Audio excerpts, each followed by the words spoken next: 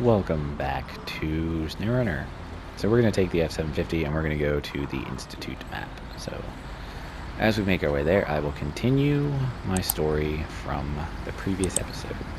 So like I was saying, I met my wife at this theater in 2010. She came back as the general manager and I was just a projectionist at the time. She had known my brother. My brother was kind of the one that had told the owners about her and got her to come back. But anyway, besides the point, we like back at the time, we like smoked cigarettes and all that stuff. So like whenever I would start all the movies, like we'd go out and smoke cigarettes and whatever together and everything. But that we didn't really like. This is really irrelevant to the story, but I just kind of brought it up, so I feel like I should finish it. But she was only there for about a year, and then she got a better job offer at a retail store, not the same retail store she works at now, different company, completely different line, like completely different product and everything. But this was a clothing store at the time. She went and she took that job, and she actually moved to Ashburn, Virginia, which was about an hour away. But we kind of kept in touch and eventually started hanging out and dating like a year after she had left. So we never like dated or did anything, while she was my boss.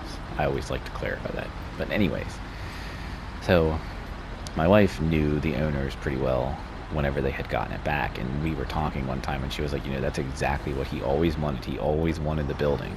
Like, he would always tell her that he wished he could do a whole bunch of stuff to this building because it was an older building. It needed a lot of work, but like the owners of the building wouldn't put the money into it.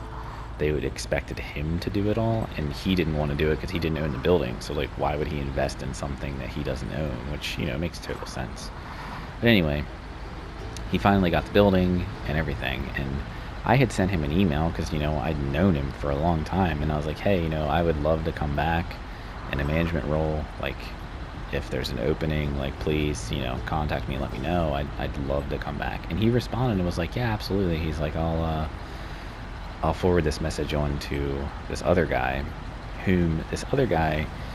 we didn't have the best relationship, and it was for the reason why I think he didn't like me or didn't think I was, didn't want me to come back was because back during, I think it was 2018, when one of the Star Wars movies came out. It was one of the episode Star Wars movies, not one of the like spin-offs, not Rogue One or Han Solo. It was one of the episode ones.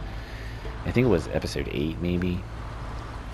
But anyway, there was like, I don't know if there was like a popcorn kernel shortage or what, but I was in charge of inventory, which inventory was kind of just like thrown at me when one of the GMs had left.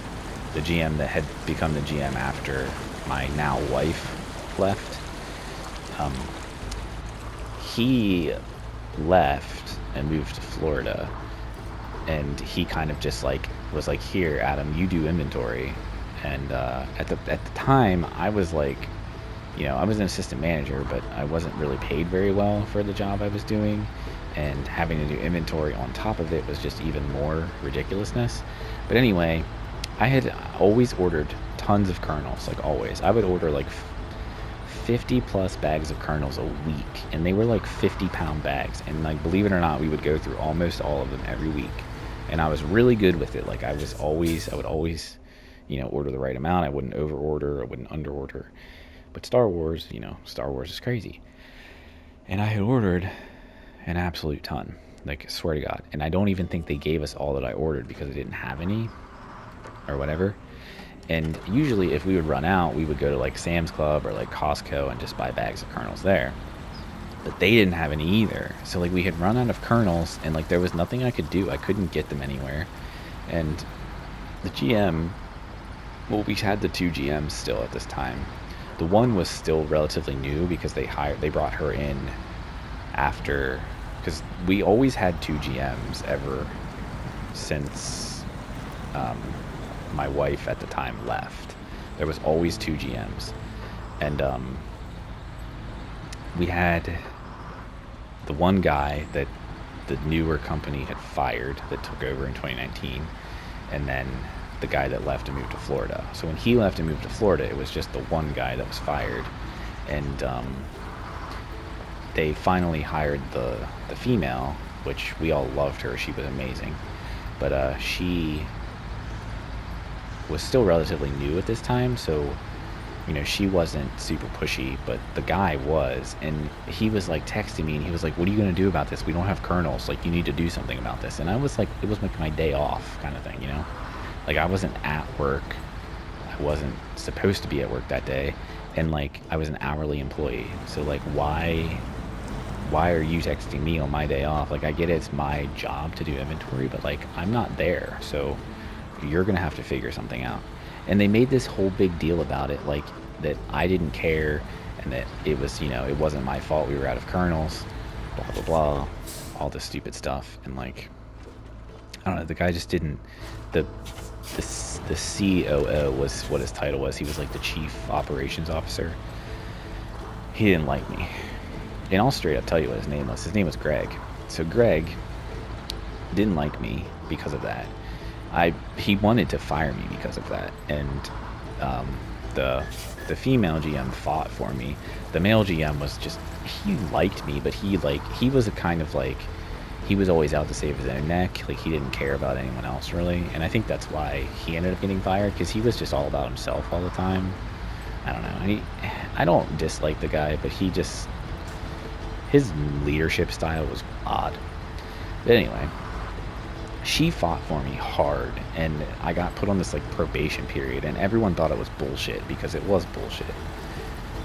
You should never expect an hourly employee to do work outside of work, and like, it was just hard. I had like a 1-year-old at the time, like my oldest son now, who's 6. He was only like 1 at the time, and my wife was working the job that she works currently still, so like she works retail hours, and they like expected me to just like drive all the way to like Hanover, Pennsylvania, which is like 2 hours away, to go to like a Sam's Club to be able to buy kernels, because that was the only one around here that had them. And I was just like, one, I drive a Volkswagen Golf, so I can't even get that many in my car. Two, I don't really trust my car to drive long distances, because it wasn't very reliable. It was an old Golf. It was a 2002. It was, it had its issues. It burned oil. It had other issues. It didn't have the best tires. I really only drove it around town to get to work, and that was really it. So anyway, I was just like, I don't really see why this is my responsibility to do this. Like, it's bullshit. And I didn't say that, but I was just like, I'm willing to figure something out, but like, I'm not gonna put my kid in a car and drive 2 hours one way to get kernels for this job. Like, it's just not, that's silly. So anyway, long story short, that all boiled over. The guy apologized to me. Greg apologized to me, because after that, like, I really kind of like dug my heels in with inventory, and like, I made all these spreadsheets and all this stuff, and I would calculate everything to like the T, and it was like perfect. We never had issues with inventory anymore. And granted, it wasn't my fault to begin with, because no one had kernels. I even contacted, I believe, we had a Regal that was really close to us in a mall. I contacted them, and they didn't even have kernels. Like, they were struggling to find kernels. So it wasn't even like an issue that we could have like solved on our own. But anyway, he was like, yeah, you really turned it around. And he was like, I just got the idea that you didn't care, and blah blah blah blah blah. And I was like, it was never that I didn't care. It was more of the fact that like, I felt like I was being told that I had to do this kind of stuff on my day off, when like, I'm not getting paid for it. Like, it's not like I'm a salary employee. Like, I'm just a hourly employee, and like, on top of it, like, I was a new dad. I had other responsibilities other than that job, and it was just, I don't know. And he was like, yeah, he's like, I get it. But anyway, we always just had like a rocky relationship after that, and I just knew if he had any say in me getting a job there, it wasn't going to happen.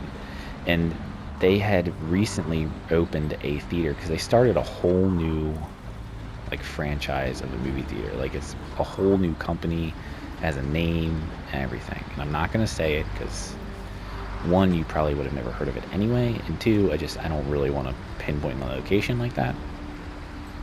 And it's not that I want to badmouth them either, because I don't have any hard feelings. Well, I do, but like I don't want anything bad to happen to that particular business, because I still have friends that work there and whatever else, which that's kind of what I'm getting to in this story anyway. But anyway, they had opened during COVID, like whenever movie theaters and stuff were allowed to reopen in like 2021. They opened their first location that was about 30 minutes away from this location that I had worked at, the theater I'd worked at, and it was successful. And it was open for about a year before they acquired the old building that I worked in. And they started renovating the old building and turning it into the second location for this new company they had. And I want to do it the other way. So anyway, once that opened in 2022, I had found out that some of the people that worked there as just floor employees and like supervisors when I was the operations manager had interviewed and gotten jobs to go back. And I refused. I had interviewed a couple times, and I applied for the general manager position multiple times. And I was even interviewed, but then I was ultimately told that I didn't have the experience to be the general manager, which I thought was bullshit. But they also kind of stole the model that this other company used, where they had a operations manager. But they took the operations manager from their other location and gave him the operations manager job at this location. And they promoted a bunch of their supervisors to their management positions for this location, which, I get it. They were open for the whole year during the pandemic. Those people deserved it, I guess, and that's fine. But at the same time, they knew so many of us that were the management team that lost our jobs, and it just felt like a slap in the face. Like, it was just a horrible feeling. And especially for me, because I was basically told I didn't have I wasn't qualified to do the job, to be a general manager, which was bullshit. I could have done that job easy. I basically did it when I was just an assistant manager, because the one GM did nothing. And I mean, I could do almost everything. I could do more than he could do in that building. So anyway, long story short, one of the, I call him a kid, but he's not really a kid. I mean, he's 25 now at this point, I guess, 26. But, I knew him when he was like 19 years old, back whenever we worked there. And he was never even a supervisor. He was just a floor employee.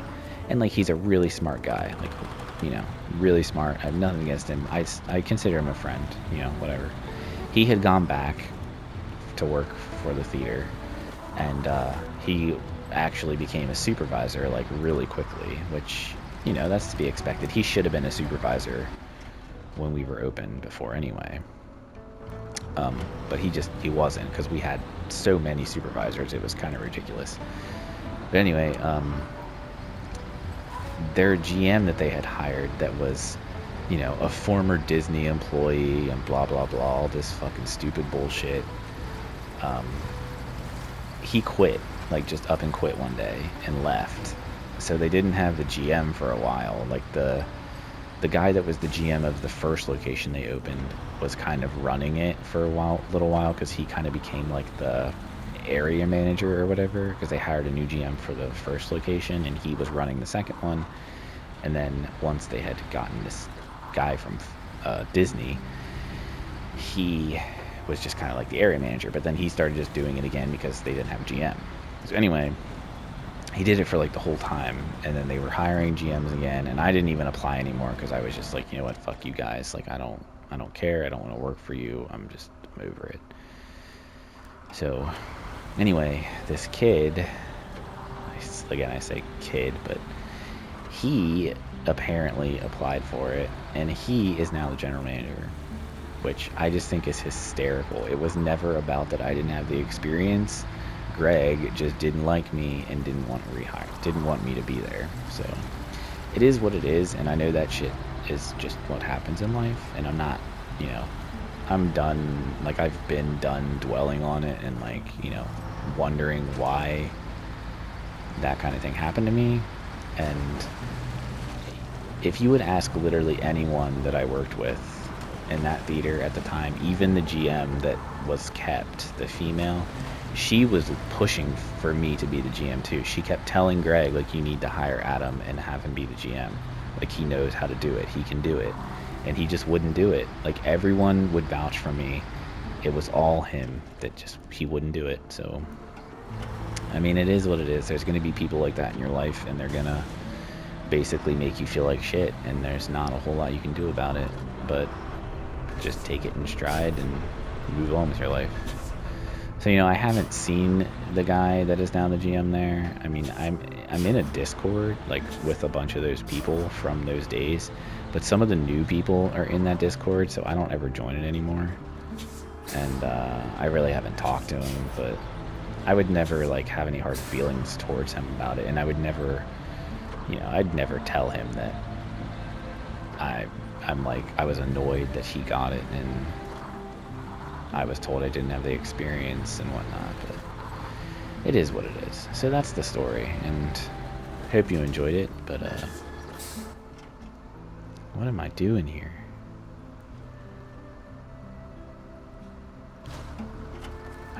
I forget I've been telling this story and, like, haven't.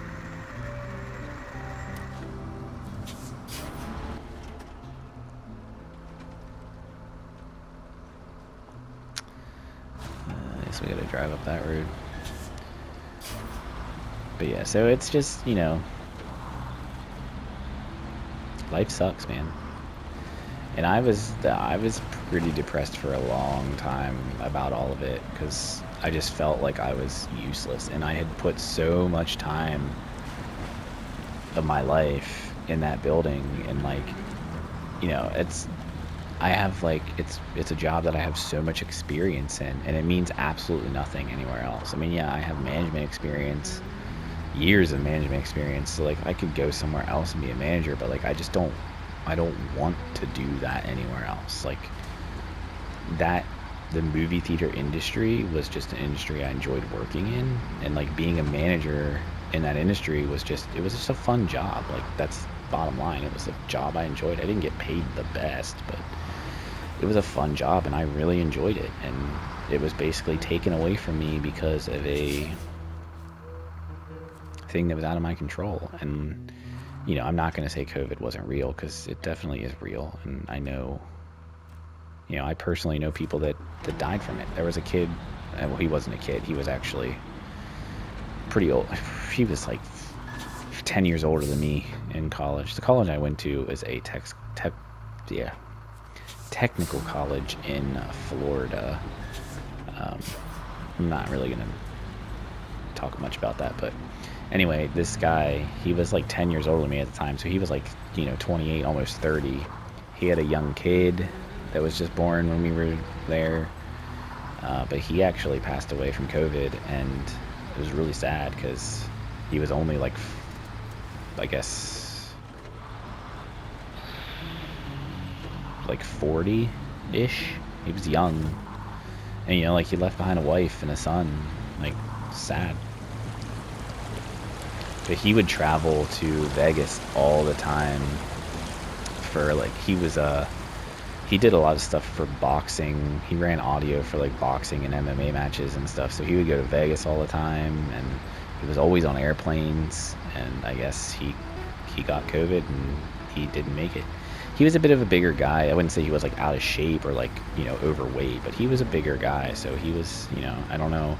And again, I don't know if he had any other underlying issues, like diabetes. I don't think he had diabetes. He may have, though. I'm not sure. But anyway, it was really sad, and it was kind of something that was really surprising when I heard about it.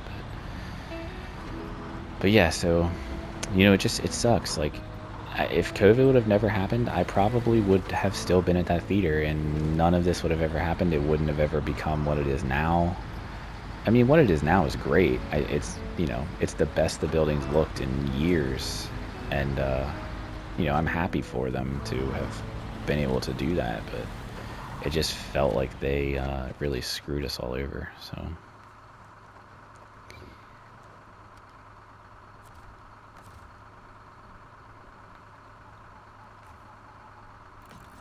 And that was another thing too. Like they were, whoops, they were like, after I had like little like, it wasn't even really an interview for the job. They just like wanted to talk to me, I guess. And after that, and like they had basically told me that, that's all I had to do with that. After that, they basically told me that they didn't have a management position for me at the time, but they were working on opening another location too, which that other location is now Baltimore, and that is open now too. So there's 3 actually now.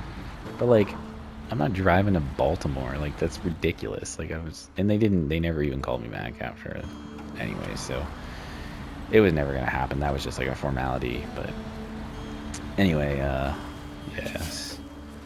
It's crazy. But like, if COVID would have never happened, I guarantee you I would have still been there. I would have probably been the general manager at this point of that theater for the company that went out of business. Like, it's just crazy to think about. But like, things could have been so different if COVID never happened. I mean, shit, if COVID never happened, we may have never had our second son. That's a crazy thing to think about too. So, I wouldn't change anything though. I'm kind of glad it happened, to be honest, because I felt stuck there for the longest time. Because what I went to school for, you know, I mean, I could definitely make a living out of it, but it's another regret I have. I kind of wish I would have never gone there. I wish I would have gone to school for something else and gone to a normal college, a 4-year college, and gotten a degree. There's lots of things that I kind of look at in my life where I would tell someone getting out of high school, if they were looking to go to the school I went to, I would tell them that it was a mistake and they shouldn't go there. 100%. And, you know, nothing against that school. I don't think it's a bad school, but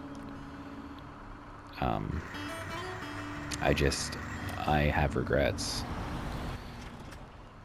And I think if I could go back and change that part of my life, but still maintain the life I currently have, like still, you know, still have met my wife, still have had my children, because that's the only thing I like wouldn't want to change. I wouldn't want that part of my life to change, but the part of my life that I would love to change is the school I went to and the degree I got, because it's just not a feasible thing for me to do, especially with the job my wife has. Like, if she had a normal like 9-to-5 job, it wouldn't be as bad, but she works weekends, which is when most of the things happen in the industry that I would work in.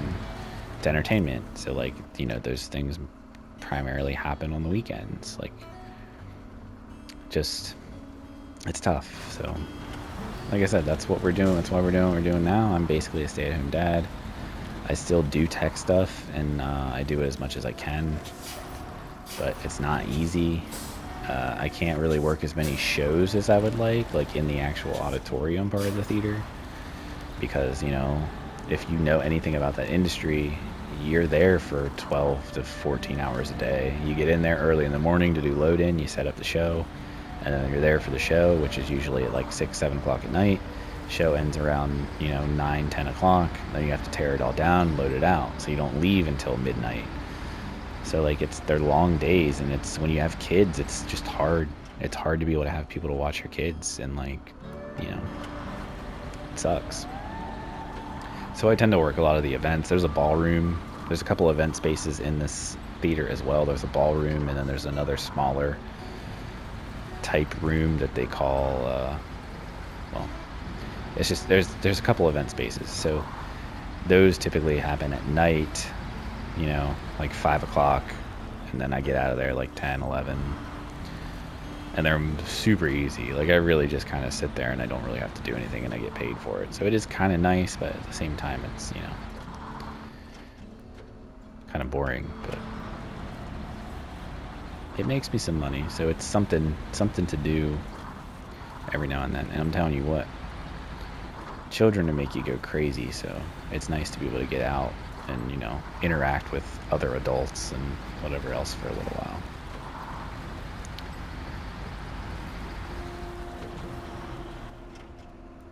Oh, this is the experimental field, I think.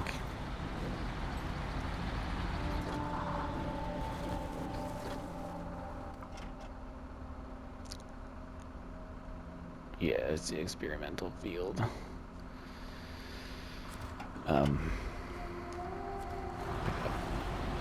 Where are we at time-wise here? Yeah, we should probably end this. So yeah, so I don't know. I know I rambled a lot in these past 2 episodes, and probably something you don't even care about or even listened to. But if you did,